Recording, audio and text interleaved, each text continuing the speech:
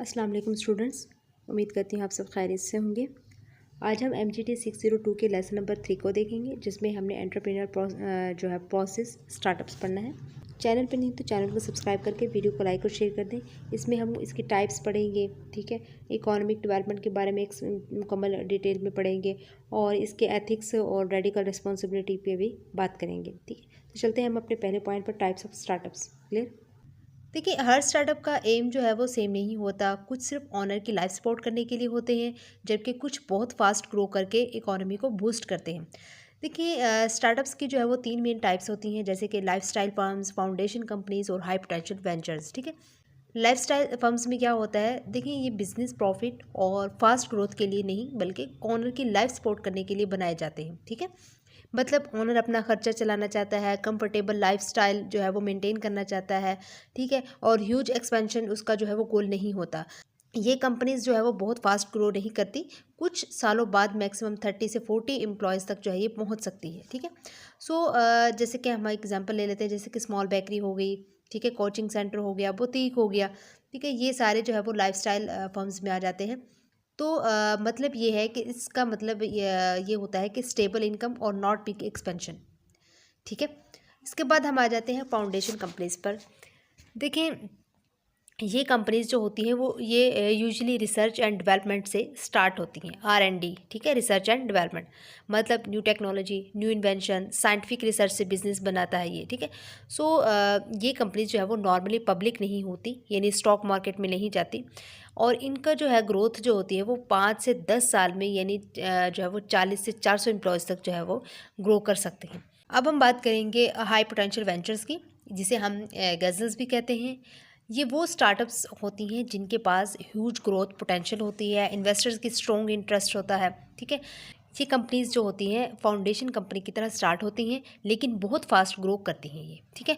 और इनकी जो ग्रोथ होती है वो 5 से 10 साल के तक जो है वो 500 एम्प्लॉयज़ तक हो सकती है। इनको जो है वो गज़ल्स भी कहा जाता है, ठीक है।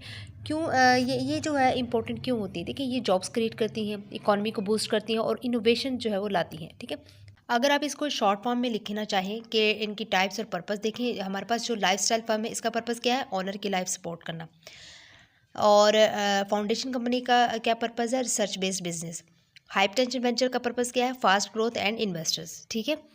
तो स्टूडेंट्स, आपने ये तीनों जो है स्टार्टअप्स आपने बहुत अच्छे से याद रखनी है, क्विज के लिए भी और शॉर्ट क्वेश्चन और लॉन्ग क्वेश्चन के लिए भी मोस्ट इंपॉर्टेंट है ये पॉइंट, ठीक है। अब हम बात करेंगे role of entrepreneurship in economic development में। एंटरप्रेन्योरशिप का मतलब सिर्फ बिजनेस स्टार्ट करना नहीं होता, बल्कि ये सोसाइटी और इकोनॉमी दोनों को चेंज करने का प्रोसेस है। एंटरप्रेन्योरशिप का रोल क्या होता है, देखिए बिजनेस स्ट्रक्चर और सोसाइटी में चेंज लाना। इकोनॉमिक ग्रोथ की एक थ्योरी के मुताबिक जो है वो इनोवेशन जो है इकोनॉमिक ग्रोथ की सबसे इंपॉर्टेंट की है। इनोवेशन क्या होता है, नई चीज़ बनाना, ठीक है। इनोवेशन सिर्फ न्यू प्रोडक्ट बनाना नहीं होता, ये इन्वेस्टमेंट को अट्रैक्ट भी करता है। फिर इकोनॉमी का साइकिल स्टार्ट होता है। इकोनॉमिक ग्रोथ साइकिल में क्या आता है कि आपकी इनोवेशन होती है, इन्वेस्टर्स पैसे लगाते हैं, न्यू कैपिटल क्रिएट होती हैं, प्रोडक्शन कैपेसिटी बढ़ती है, लोग जो है वो ख़रीदारी करते हैं, डिमांड साइड, यानी कि इकोनॉमी जो है वो ग्रो करती है, ठीक है।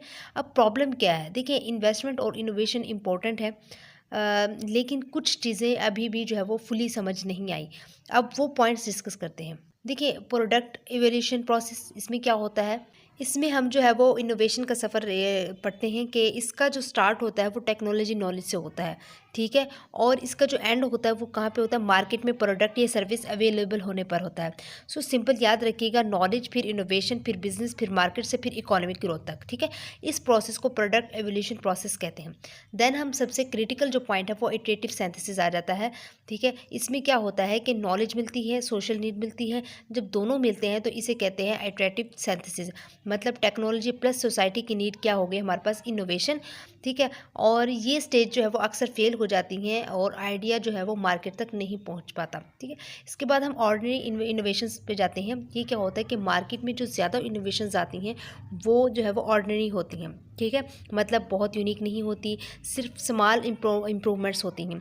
फॉर एग्जांपल फ़ोन का न्यू मॉडल जो है वो विद स्मॉल अपग्रेड पर आ जाता है, ठीक है। इसके बाद हम आ जाते हैं टेक्नोलॉजिकल इनोवेशंस पर। ये क्या होती हैं कि new product with big technological improvement, ठीक है। फॉर एग्जांपल इलेक्ट्रिक कार आ गई, AI टूल्स वगैरह होते हैं, ये टेक्नोलॉजिकल इनोवेशंस हैं, ठीक है। इसके बाद हम देखते हैं ब्रेक थ्रू इनोवेशंस। ये क्या होते हैं कि इसमें जो है वो completely new products with technological change होती हैं, जैसे कि इंटरनेट हो गया, स्मार्टफोन्स वगैरह। ठीक, तो इनोवेशन मार्केट तक कैसे पहुंचती है? देखिए, हर इनोवेशन जो है वो कमर्शलाइजेशन यानी मार्केट तक पहुंचने के लिए 3 पॉसिबल सोर्सेज से आती हैं। पहले गवर्नमेंट, दूसरा एंटरप्रेन्योरशिप, तीसरा भी एंटरप्रेन्योरशिप है जो कि हमारे इसमें लिखा हुआ है। इसमें इसलिए रिपीट किया गया, इसका मतलब ये है कि प्राइवेट सेक्टर जो है वो रोल स्ट्रॉन्ग है। ठीक है, सबसे स्ट्रॉन्ग रोल किसका होता है? एंटरप्रेन्योरशिप का होता है। सो इसके बाद जो है वो आप देखेंगे कि एंटरप्रेन्योरशिप ने इनर सिटी एरियाज़ को रिवाइव किया, लोगों को जॉब्स दी, लोगों को होप दी। इनर सिटी के लोग एंटरप्रेन्योरशिप को देख कर कहते हैं कि हम अपनी लाइफ चेंज कर सकते हैं। ठीक है स्टूडेंट्स, आपने जो ये 5 पॉइंट्स हैं हाईलाइटेड हैं, ये आपने बहुत अच्छे तरीके से याद रखने हैं। ठीक है, और बाकी एक दफ़ा इसको रीड कीजिएगा, बाकी जो दूसरा मटेरियल। ठीक है, अब जो हम बात करते हैं गवर्नमेंट एज एन इनोवेटर, मतलब क्या हुआ कि क्या गवर्नमेंट भी इनोवेशन कर सकती हैं और टेक्नोलॉजी को मार्केट तक ला सकती हैं? जी बिल्कुल स्टूडेंट्स, गवर्नमेंट जो है वो इनोवेशंस लाती हैं, टेक्नोलॉजी को मार्केट तक लेके जा सकती हैं, बट इसकी भी कुछ चैलेंजेस हैं। देखिए, जब गवर्नमेंट एक्टिवली टेक्नोलॉजी को मार्केट तक लाने में हेल्प आउट करती हैं तो उसे हम क्या कहते हैं? इनोवेटिव गवर्नमेंट कहते हैं। ठीक है, और टेक्नोलॉजी को मार्केट तक लाने का जो प्रोसेस है वो क्या कहलाता है? टेक्नोलॉजी ट्रांसफ़र कहलाता है। सो याद रखिएगा, लैब से मार्केट तक का सफ़र जो है वो टेक्नोलॉजी ट्रांसफ़र कहलाएगा। क्लियर? इसके बाद जो है देखिए, गवर्नमेंट रिसर्च मार्केट तक क्यों नहीं पहुँचती? गवर्नमेंट रिसर्च से बहुत इन्वेंशंस बनती हैं, लेकिन बहुत कम इन्वेंशंस जो है वो मार्केट तक पहुँचती हैं। देखिए, ऐसा क्यों होता है? इसकी भी जो है वो 2 मेन रीज़न्स है। ठीक है, पहली रीज़न क्या है? सोशल नीड से मैच नहीं करती चीज़ें, और दूसरी जो है वो गवर्नमेंट के पास बिजनेस स्किल्स नहीं होती। तीसरी बात जो है वो ब्यूरोक्रेसी और रेड टेप है। ठीक है, तो साइंटिफिक रिसर्च से जो बाय प्रोडक्ट्स बनते हैं, ठीक है, उनका रियल लाइफ जो है वो यूज़ कम होता है, लोगों की नीड से मैच नहीं करते, तो मतलब रिसर्च होती है लेकिन प्रोडक्ट यूज़फुल नहीं होता। ठीक है, दूसरी बात ये है कि गवर्नमेंट जो है रिसर्च कर सकती है लेकिन बिजनेस चलाना मुश्किल होता है। सो सक्सेसफुली जो है वो कमर्शलाइजेशन के लिए चाहिए मार्केटिंग, मैनेजमेंट, रिस्क टेकिंग, तो ये स्किल्स जो है वो गवर्नमेंट में कम होती हैं। तीसरी बात जो है वो गवर्नमेंट सिस्टम में रूल्स ज़्यादा होते हैं, प्रोसेस स्लो होता है। इसको हम क्या कहते हैं? Bureaucracy and red tape. इस वजह से जो है वो बिजनेस स्टार्ट होने में डिले हो जाता है। ठीक है, अब सिचुएशंस इंप्रूव हो रही हैं। अब जो है वो फेडरल लैब्स को हर साल कुछ टेक्नोलॉजी कमर्शलाइज करना जो है वो मैंडेटरी हो गया है।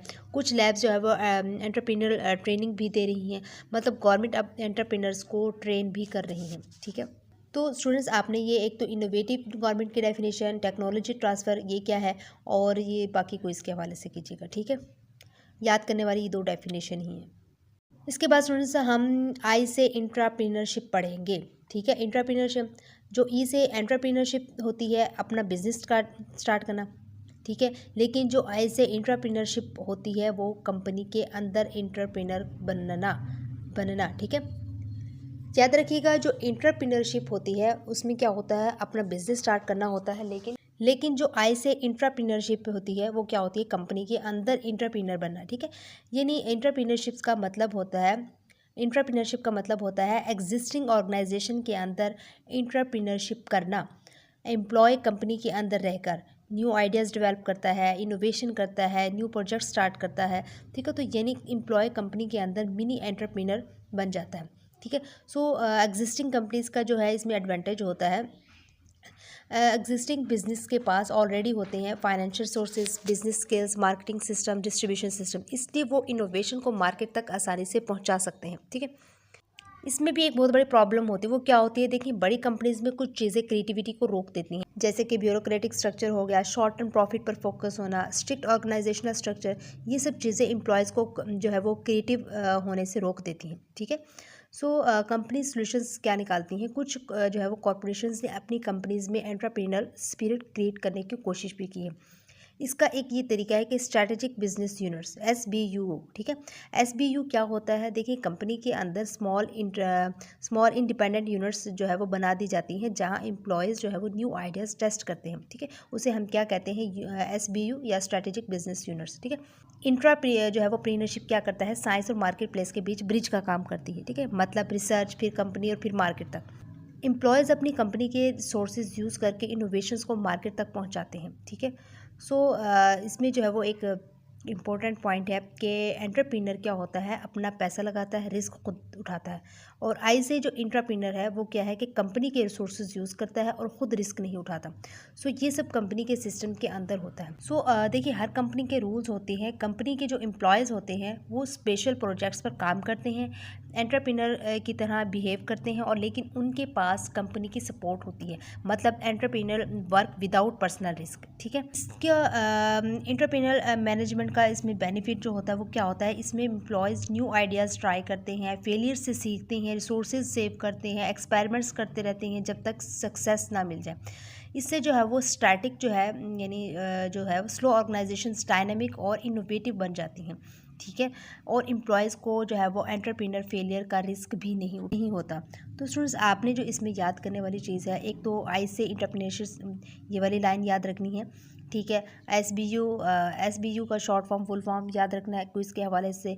ठीक है, ये आपने पूरा एक दफ़ा जो है वो रीड ज़रूर करना है। और एक ये चीज़ याद करनी है कि entrepreneurship can also bridge the gap between science and the market place के दरमियान क्या करता है, ये ब्रिज का काम करता है। ये क्विज़ बनते हैं, बाकी भी जो है वो आपने इसको एक बार ज़रूर रीड करना है। क्लियर। अब हम बात करेंगे एम्प्लॉय एंटरप्रेन्योर के बारे में। देखिए, एम्प्लॉय एंटरप्रेन्योर वो एम्प्लॉय होता है जो कंपनी के अंदर रहकर इनोवेशन और न्यू आइडियाज़ को बिजनेस बना देता है। ठीक है, जो एम्प्लॉय एंटरप्रेन्योर है, देखिए, इनोवेशन और क्रिएटिविटी पर फोकस करता है, आइडिया को जो है प्रॉफिटेबल वेंचर बनाता है कंपनी के अंदर काम करते हुए। ठीक है, इसलिए एंटरप्रेन्योर को कहते हैं इनसाइड एंटरप्रेन्योर। ठीक है, एंटरप्रेन्योर बाहर जो है वो बिजनेस स्टार्ट करता है, और इंट्राप्रेन्योर जो है वो कंपनी के अंदर जो है वो एंटरप्रेन्योर बन जाता है। सो इसमें कुछ ऑर्गेनाइजेशंस के गोल्स फॉलो करने होते हैं, यानी इंट्राप्रेन्योर्स अपनी कंपनी के गोल्स को फॉलो करते हैं। मतलब आइडिया उनका हो सकता है लेकिन बेनिफिट कंपनी को मिलता है। उनका जो एम होता है वो कंपनी को ग्रो करना होता है, और जो है वो कंपनी के लिए इनोवेशन लाना होता है। ठीक है, बड़ी कंपनीज में क्या होता है कि एम्प्लॉयज़ को कभी कभी स्पेशल प्रोजेक्ट्स दिए जाते हैं, उनसे जो है वो एक्सपेक्ट किया जाता है कि एंटरप्रेन्योर की तरह सोचें, न्यू सॉल्यूशंस बनाएं, न्यू अपॉर्चुनिटीज़ ढूंढें। लेकिन डिफरेंस ये है कि उनके पास कंपनी की रिसोर्सेज, स्किल्स और जो है वो सिक्योरिटी होती हैं। ठीक है, सो एंटरप्रेन्योर वर्सेस एम्प्लॉय एंटरप्रेन्योर करें तो एंटरप्रेन्योर क्या होता है कि खुद रिस्क लेता है, खुद पैसा लगाता है, फेलियर का रिस्क खुद उठाता है। ठीक है, लेकिन एम्प्लॉय एंटरप्रेन्योर क्या होता है कि कंपनी के रिसोर्सेज यूज़ करता है, वो जॉब सिक्योरिटी होती है, पर्सनल रिस्क नहीं होता उसको। ठीक है, सो इंट्राप्रेन्योर्स कंपनी के अंदर न्यू जो आइडियाज़ ट्राई करते हैं, फेलियर से सीखते हैं, सक्सेस तक एक्सपेरिमेंट्स करते रहते हैं और सोर्सेज को सेव करते हैं। ठीक है, स्लो कंपनीज डायनेमिक और इनोवेटिव बन जाती है, तो और एम्प्लॉयज़ का जो फेलियर का जो पर्सनल रिस्क वो नहीं होता। ठीक है, सो स्टूडेंट्स, आपने जो इसमें याद करनी है, एम्प्लॉय एंटरप्रेन्योर की जो डेफिनेशन है वो याद रखनी है। ठीक है, और बाकी इसमें कुछ खास याद नहीं करने वाला। क्लियर। अब हम बात करेंगे एंटरप्रेन्योरशिप के रोल्स की, जो साइंस और मार्केट के बीच गैप को कनेक्ट करता है। मतलब रिसर्च और आइडियाज़ को रेल जो है वो बिजनेस बनाने के काम एंटरप्रेन्योरशिप करता है। ठीक है, देखिए, साइंस और मार्केट का जो गैप है, इसमें क्या होता है कि साइंस में रिसर्च होती है, आइडियाज़ बनते हैं, टेक्नोलॉजी डेवलप होती है, लेकिन प्रॉब्लम क्या है, इन आइडियाज़ को मार्केट तक लाना मुश्किल होता है। जहाँ जो है वो एंटरप्रेन्योर का रोल स्टार्ट होता है। ठीक है, एंटरप्रेन्योर्स को जो है वो बहुत चैलेंजेस फेस करने पड़ते हैं, जैसे कि मैनेजरियल स्किल्स की कमी, मार्केटिंग स्किल्स की कमी, ठीक है, फाइनेंशियल सोर्सेज की कमी, बिजनेस नेटवर्क की नॉलेज नहीं होती इन्हें। ठीक है, फिर भी एंटरप्रेन्योरशिप सबसे इफेक्टिव मेथड क्यों है, यानी चैलेंजेस के बावजूद एंटरप्रेन्योरशिप ही सबसे पावरफुल मेथड है। क्यों? क्योंकि एंटरप्रेन्योर्स न्यू बिजनेस क्रिएट करते हैं, जॉब्स क्रिएट करते हैं और इकोनॉमी को ग्रो करते हैं। तो ये एक्टिविटीज़ मिलकर एरिया का जो है वो इकोनॉमिक बेस स्ट्रॉन्ग बनाती हैं। ठीक है, तो इसमें जो स्टूडेंट्स आपने याद रखनी है, the third method of for bridging, ये आपने क्विज़ के हवाले से ही करना है। ठीक है, और इनको जिन प्रॉब्लम्स का सामना करना पड़ता क्या है, lack manager skills, marketing capabilities और फाइनेंशियल सोर्सेज, ये याद रखना है। क्लियर है, बाकी कुछ नहीं करना। इसके बाद स्टूडेंट्स हम पढ़ते हैं एंटरप्रेन्योर कैरियर्स एंड एजुकेशन। देखिए, लोग एंटरप्रेन्योर कैसे बनते हैं और एजुकेशन इसमें कितनी इंपॉर्टेंट होती है। देखिए, 1985 के बाद एंटरप्रेन्योरशिप में इंटरेस्ट बहुत इंक्रीज़ हुआ। इसकी दो मेन रीजंस हैं, मीडिया कवरेज इंक्रीज़ हुई और एम्प्लॉयमेंट शिफ्ट हुआ। मीडिया कवरेज इंक्रीज़ में क्या था कि लोग टीवी, न्यूज़ और स्टोरीज़ में सक्सेसफुल एंटरप्रेन्योर्स देखने लगे, और एम्प्लॉयमेंट शिफ्ट में जो है वो जॉब्स का सिस्टम चेंज हुआ, लोग अपना बिजनेस स्टार्ट करने की जो है वो तरफ आए। सो एंटरप्रेन्योर बनना एक सडन इवेंट नहीं होता, ये पूरी लाइफ के डिफरेंट स्टेजेस का रिजल्ट होता है। इसको हम क्या कहते हैं, लाइफ साइकिल अप्रोच कहते हैं। मतलब एंटरप्रेन्योर कैरियर्स जो है वो लाइफ के डिफरेंट इवेंट से मिलकर बनती हैं। ठीक है, एंटरप्रेन्योर कैरियर के 9 इंपॉर्टेंट फैक्टर्स हैं जो इंपॉर्टेंट आपने अच्छे से याद रखने हैं। ये 9 चीज़ें डिसाइड करती हैं कि कोई पर्सन एंटरप्रेन्योर बनेगा या नहीं।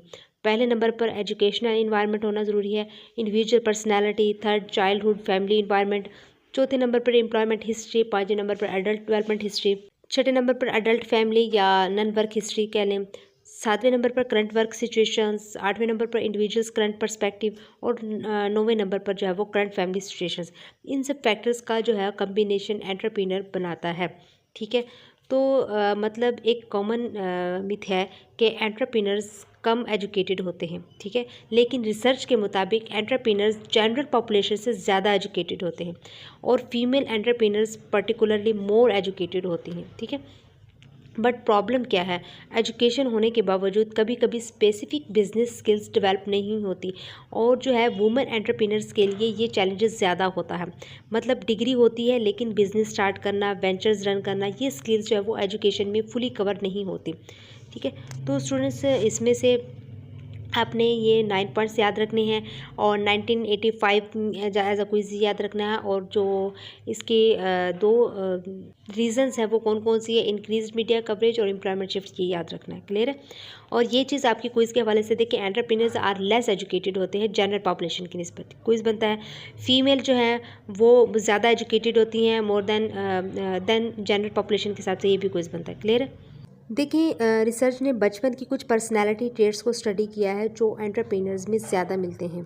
देखिए जैसे कि need for achievement, locus of control, risk taking, gender identity. ठीक है, मतलब एंटरप्रेन्योर्स की पर्सनैलिटी बचपन से डेवलप होना स्टार्ट हो जाती है। ठीक है, देखिए फैमिली बैकग्राउंड का रोल क्या होता है। एंटरप्रेन्योर्स के फादर्स जो हैं वो अक्सर सेल्फ एम्प्लॉयड होते हैं। बहुत सी मदर्स भी एंटरप्रेन्योर होती हैं। मतलब बचपन में बिजनेस एनवायरनमेंट मिलता है। एंटरप्रेन्योरशिप को जो है डिज़ायरेबल कैरियर बना देती हैं फैमिलीज़, बच्चों को इंस्पायर करती हैं। ठीक है, जॉब एक्सपीरियंस भी एंटरप्रेन्योर बनने में इंपॉर्टेंट रोल प्ले करता है। पॉजिटिव इम्पैक्ट इसका क्या है, देखिए एंटरप्रेन्योर तब ज़्यादा सक्सेसफुल होता है जब उसका बिजनेस उसके एक्सपीरियंस फील्ड में हो। फॉर एग्जांपल पहले सॉफ्टवेयर जॉब करते हैं लोग, उसको एक्सपीरियंस हो जाता है तो फिर वो सॉफ्टवेयर कंपनी स्टार्ट कर ले तो फिर जो है वो उसकी कंपनी सक्सेसफुल हो सकती है। ठीक है, और इसका नेगेटिव इम्पैक्ट क्या होता है, जॉब से डिससेटिस्फेक्शन, सैलरी से अनहैप्पी, बॉस से अनहैप्पी, जॉब से बोर्ड होना। ठीक है, ये फीलिंग्स लोगों को बिजनेस स्टार्ट करने की तरफ पुश करती हैं। ठीक है, वुमेन एंटरप्रेन्योर्स जो है वो ज़्यादातर लेट एज में बिजनेस स्टार्ट करती हैं, इसलिए अडल्ट लाइफ एक्सपीरियंसेस का इफेक्ट जो है वो वुमेन पर ज़्यादा होता है। जो अडल्ट फैमिली जैसे कि नन वर्क हिस्ट्री है, ठीक है, इसका जो डाटा बहुत कम अवेलेबल है। जो डाटा है वो एंटरप्रेन्योर कैरियर को समझने में ज़्यादा हेल्प नहीं करता। याद रखिएगा, एंटरप्रेन्योर्स बनना एक जर्नी है जो बचपन से स्टार्ट होती है और लाइफ एक्सपीरियंसेस से शेप होती है। ठीक है, तो स्टूडेंट्स इसमें जो आपके ट्रेड्स हैं ये आपने ये ज़बानी याद रखनी है, बाकी कुछ याद करने वाला नहीं है। क्लियर है, देखिए एंटरप्रेन्योर्स की कुछ स्ट्रॉन्ग हैबिट्स होती हैं जैसे कि बहुत strong work values, long working hours, dominant management style. मतलब एंटरप्रेन्योर्स अपने बिजनेस से बहुत इमोशनल अटैचमेंट रखते हैं, अपनी ऑर्गेनाइजेशन से लव करते हैं, बिजनेस बचाने के लिए बहुत सेक्रीफाइसेस करते हैं। ठीक है, देखिए एक कॉलेज में जो है वो बहुत कम स्टूडेंट्स को पता होता है कि वो फ्यूचर में एंटरप्रेन्योर बनेंगे और ग्रेजुएशन के बाद इमीडिएटली जो है वो बिज़नेस स्टार्ट करने वाले लोग भी कम होते हैं। लेकिन एंटरप्रेन्योरशिप एजुकेशन अब बहुत फास्ट ग्रो कर रही है यूनिवर्सिटीज़ में। ठीक है, एंटरप्रेन्योरशिप कोर्सेज़ भी हो गए हैं, यानी डिफरेंट यूनिवर्सिटीज़ में कोर्सेज़ डिफरेंट होते हैं लेकिन स्टार्टिंग कोर्सेज़ में बहुत सिमिलरिटीज़ होती हैं। मतलब basic entrepreneurship education almost same होती हैं हर जगह पर। ठीक है, अब एंटरप्रेन्योर स्किल्स को 3 मेन कैटेगरीज में डिवाइड किया गया है। मोस्ट इंपॉर्टेंट है technical skills, business management skills और पर्सनल एंटरप्रेन्योर स्किल्स। ठीक है, देखिए टेक्निकल स्किल्स में क्या होता है कि ये बेसिक वर्किंग स्किल्स होती हैं, writing, listening, oral presentations, coaching, technical knowledge, यानी कम्युनिकेशंस और practical skills. Business management skills में क्या होता है कि ये स्किल्स बिजनेस को स्टार्ट और मैनेज करने के लिए होती हैं, यानी बिजनेस स्टार्ट करना है, बिजनेस डेवलप करना है, बिजनेस मैनेज करना है, मतलब बिजनेस जो है वो चलाने वाली स्किल्स। तीसरी मोस्ट इंपॉर्टेंट आपकी स्किल्स है पर्सनल एंटरप्रेन्योर स्किल्स। ये स्किल्स एंटरप्रेन्योर को मैनेजर से डिफरेंट बनाती हैं, यानी self discipline, risk taking, innovation, persistence, ठीक है, चेंज को एक्सेप्ट करना। तो ये एंटरप्रेन्योर की पर्सनैलिटी स्किल्स हैं। ये स्किल्स मिलकर बनाती हैं एक एंटरप्रेन्योरशिप करिकुलम। मतलब यूनिवर्सिटीज़ इन स्किल्स को सिखाने के लिए कोर्सेज डिज़ाइन करती हैं। एमबीए और एंटरप्रेन्योर्स, देखिए आजकल एंटरप्रेन्योर्स जो है वो रियलाइज़ कर रही हैं बिज़नेस ग्रो करने के लिए। देखिए आजकल एंटरप्रेन्योर्स जो है वो ये रियलाइज़ कर रहे हैं कि बिज़नेस ग्रो करने के लिए मैनेजमेंट साइंस सीखना ज़रूरी है। इसलिए बहुत से एंटरप्रेन्योर्स एमबीए करते हैं ताकि ग्लोबल लेवल पर बिज़नेस ग्रो कर सकें। ठीक है, सो याद रखिएगा कि सक्सेसफुल एंटरप्रेन्योर बनने के लिए सिर्फ आइडिया नहीं बल्कि स्किल्स, एजुकेशंस और हार्ड वर्क भी ज़रूरी है। ठीक है, सो स्टूडेंट्स आपने ये तीनों कैटेगरीज बहुत अच्छे से इंपॉर्टेंट है, याद रखनी है, बाकी कुछ नहीं करना। ठीक है, देन हम आगे चलते हैं। अब हम बात करेंगे ethics and social responsibility of entrepreneurs की। देखिए याद रखिएगा कि एंटरप्रेन्योर को बिजनेस करते वक्त प्रॉफिट, एथिक्स और सोसाइटी तीनों का बैलेंस रखना ज़रूरी होता है। सिर्फ पैसा कमाना ही गोल नहीं होता बल्कि बिजनेस को एथिकल और रिस्पॉन्सिबल भी होना चाहिए। ठीक है, देखिए मैनेजर्स और एंटरप्रेन्योर्स का अगर डिफरेंस देखा जाए, देखिए मैनेजर्स क्या करते हैं, जो लॉज होते हैं वो फॉलो करते हैं, प्रोफेशनल कोर्स फॉलो करते हैं, उनके पास रोल मॉडल्स होते हैं, ठीक है, उनको फॉलो करते हैं। लेकिन एंटरप्रेन्योर्स क्या करते हैं, उनके पास कम रोल मॉडल्स होते हैं और इंटरनल एथिक्स रूल्स भी कम डेवलप होते हैं। इसलिए एंटरप्रेन्योर्स पर ज़्यादा प्रेशर होता है, यानी कम्युनिटी का प्रेशर, पीर का प्रेशर और कंपनी का प्रेशर। ठीक है, देखिए एथिक्स क्या होती हैं। एथिक्स का अगर सिंपल मीनिंग देखा जाए तो जो इंसान के लिए राइट और गुड हो वो एथिक्स में आता है। यानी बिजनेस एथिक्स में क्या होगा, बिजनेस प्रैक्टिसेस को ह्यूमन वैल्यूज़ की लाइट में इवेल्युएट करना। ठीक है, वर्ड एथिक्स जो है वो एक ग्रीक वर्ड है जो कि एथोस से आया है।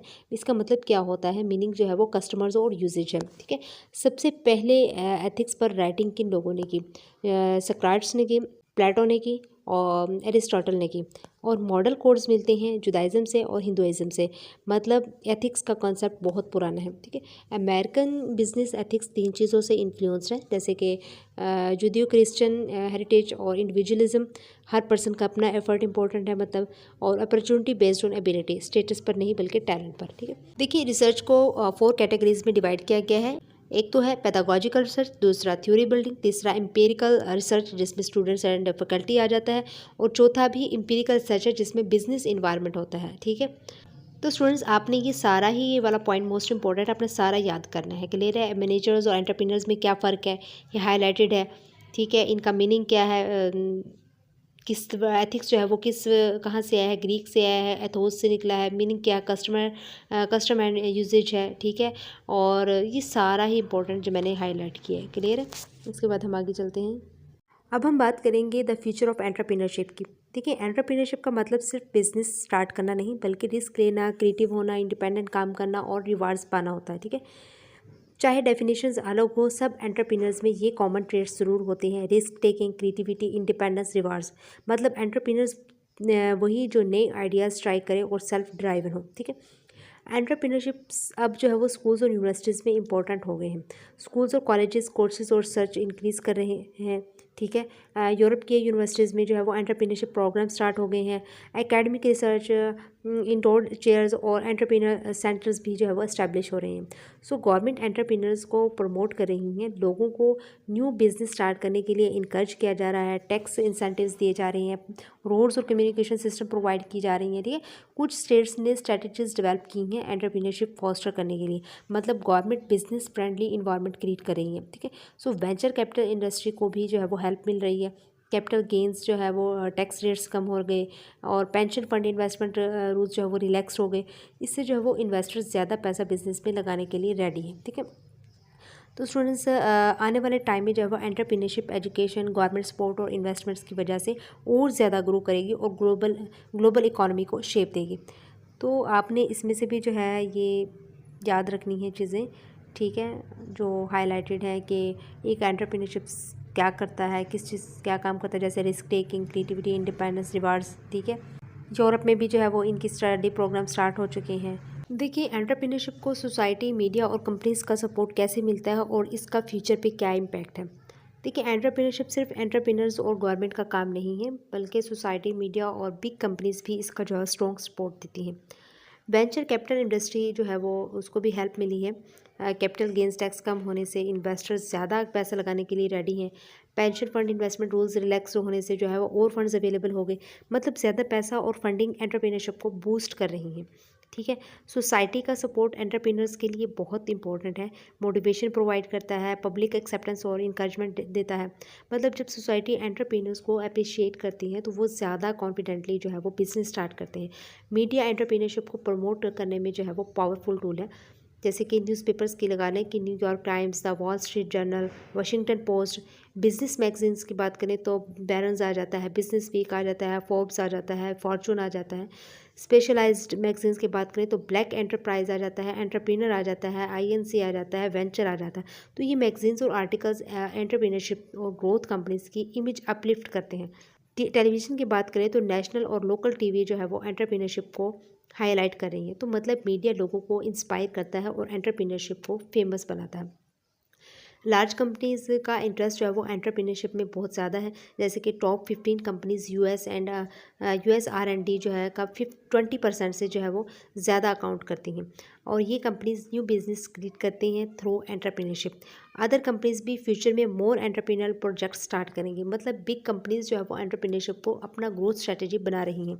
ठीक है। सो याद रखिएगा कि एंटरप्रेन्योरशिप का फ्यूचर स्ट्रॉन्ग है, क्योंकि सोसाइटी, मीडिया, वेंचर कैपिटल और लार्ज कंपनीज मिलकर एंटरप्रेन्योर्स को जो है वो सपोर्ट कर रही हैं। तो स्टूडेंट्स, आपने इसमें भी ये जो जितने भी आर्टिकल्स और न्यूज़पेपर्स के नेम्स लिखे हुए हैं ये आपने याद रखनी है अच्छे से। ठीक है।